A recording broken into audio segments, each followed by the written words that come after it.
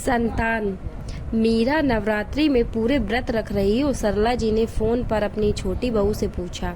जी mummy जी, मीरा बोली। देवी माता का व्रत पूजा करनी चाहिए, कन्या पूजन भी कर लेना अष्टमी को। सरला जी ने मीरा को कहा, यह आपने अच्छी बात सोची मम्मी जी, मैं जरूर कन्या बरुए करूंगी। मीरा ने खुश होकर कहा, सरला जी आजकल अपनी बड़ी बहू कविता के घर गई हुई हैं। उन्होंने वहीं से फ़ोन करके मीरा को बताया। मीरा की शादी हुए 2 साल हो गए हैं। उसके 8 महीने की बेटी है मायरा। मीरा अगले दिन बाजार जाकर कन्याओं के लिए लंच बॉक्स और हेयर बैंड ले आई। सरला जी ने सुनकर कहा कि इतना खर्च क्यों किया। अष्टमी के दिन सुबह जल्दी उठकर मीरा ने दुर्गा माता का भोग बनाया। हलवा, खीर, पूड़ी, काले चने और आलू टमाटर।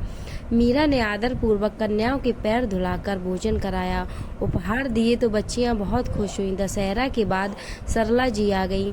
आते ही उन्होंने घर की बागडोर फिर से अपने हाथ में ले ली। मीरा को उन्होंने बड़ी बहू कविता के किस्से सुनाए। अधिकतर बातों में यह झलकता कि कविता कैसे अच्छी तरह घर को मेंटेन करती है। मीरा का घर फैला रहता है। कविता खुद भी घर में भी तैयार होकर रहती है। मीरा के तो ना कपड़ों ढंग के रहते और ना ही चेहरा मोहरा। मीरा सरला जी की बात का बुरा न मानकर सोचा करती कि कविता भाभी के बच्चे बड़े हो गए हैं तो उन्हें घर संभालने का समय मिल जाता है और स्वयं को तैयार रख पाती हैं। मीरा का तो समय ही कम पड़ जाता है। मायरा का काम सोना, जागना, नहलाना, घर के कामों के बाद मीरा को रात में ही आराम मिलता है, वो भी तब जब मायरा रात को सो जाए, नहीं तो रात को भी चैन नहीं।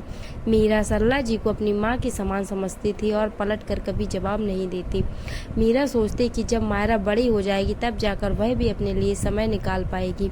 दशहरे के बाद करवा चौथ आई। व्रत किया। सरला जी और मीरा ने करवा चौथ के 4 दिन बाद अहोई अष्टमी होती है। उस दिन के लिए मीरा इस बार उत्साहित है। मीरा होई अष्टमी के 1 दिन पहले सरला जी से कहती है, मम्मी जी कल सुबह की सैरी के लिए मीठी सिवैयाँ, हलवा और मटर की कचौड़ी बना ली हैं। सरला जी बोली, ठीक है, ज़्यादा तो नहीं बना ली है, मुझे ही तो खानी है। मीरा बोली, मम्मी जी इस बार तो मैं भी व्रत रखूँगी क्योंकि मायरा हो गई है और यह संतान के लिए किया जाता है। सपना जी बोली, अरे नहीं, तुम नहीं करोगी व्रत। यह व्रत सिर्फ और सिर्फ बेटों के लिए किया जाता है और बेटों की ही माँ करती हैं। तुम्हारे जब बेटा हो तब करना, बेटी के लिए यह नहीं कर सकती हो। मीरा बोली, मम्मी जी पर सरला जी ने कहा, पर कुछ नहीं, जो मैंने कह दिया वह फाइनल है। तुम व्रत नहीं रखोगी, जब बेटा हो तब रखना। बेटों के लिए ही व्रत किया जाता है, बेटियों के लिए नहीं। माला यह सुनकर बोली, मम्मी जी अभी थोड़ी दिन पहले आपने कहा था कि नवरात्रि के व्रत पूरे कर रही हो। अच्छा है, देवी माता के व्रत हैं, जबकि हम देवी माता की पूजा करते हैं, इसका मतलब हम लड़कियों की पूजा करते हैं।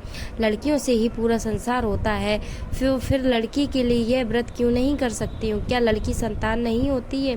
मेरी संतान अगर लड़की है तो मैं पूजा व्रत नहीं करूं, उसके लिए ऐसा नहीं होगा। मैं मायरा के लिए व्रत रखूंगी क्योंकि मेरा यह मानना है कि यह व्रत संतान के लिए किया जाता है। बेटा बेटी हो यह मायने नहीं रखता है। अगर किसी की बेटी है तो वह बेटी यानी अपनी संतान के लिए उसी प्रकार का व्रत कर सकती है जैसे कि बेटी की माँ करती है। सरला जी बोली, भाई अब तुम यह नई बातें निकाल रही हो। मैंने बेटी के लिए हुई अष्टमी का व्रत किसी को करते नहीं सुना। माला बोली, व्रत संतान की सुख, समृद्धि, बुद्धि, स्वास्थ्य, विकास और दीर्घायु के लिए किया जाता है। फिर वह संतान बेटा हो या बेटी, क्या फर्क पड़ता है? बेटी भी तो संतान है। फिर ये व्रत बेटों के लिए ही क्यों? नवरात्रि में माँ दुर्गा की पूजा की जाती है, बेटी से ही तो संसार चलता है, फिर बेटी और बेटों में भेदभाव क्यों? सरला जी समझ गई कि माला सही कह रही है। बेटे के साथ बेटी भी उतनी प्यारी और आखिर बेटी भी तो संतान है। सरला जी को अपनी गलतियों का एहसास हुआ। वो बोली, सही कह रही हो बहू, आज से मैं भी अपने बेटे के साथ बेटी के लिए भी व्रत रखूंगी। सरला ने माला को गले से लगा लिया और फिर माला रोजमर्रा के कामों में लग गई। आखिर कल उसे भी तो अपनी बेटी के लिए व्रत करना था। दोस्तों, कैसी लगी स्टोरी हमें कमेंट्स में बताएं और ऐसी ही वीडियोस के लिए इस चैनल को सब्सक्राइब जरूर करें। धन्यवाद।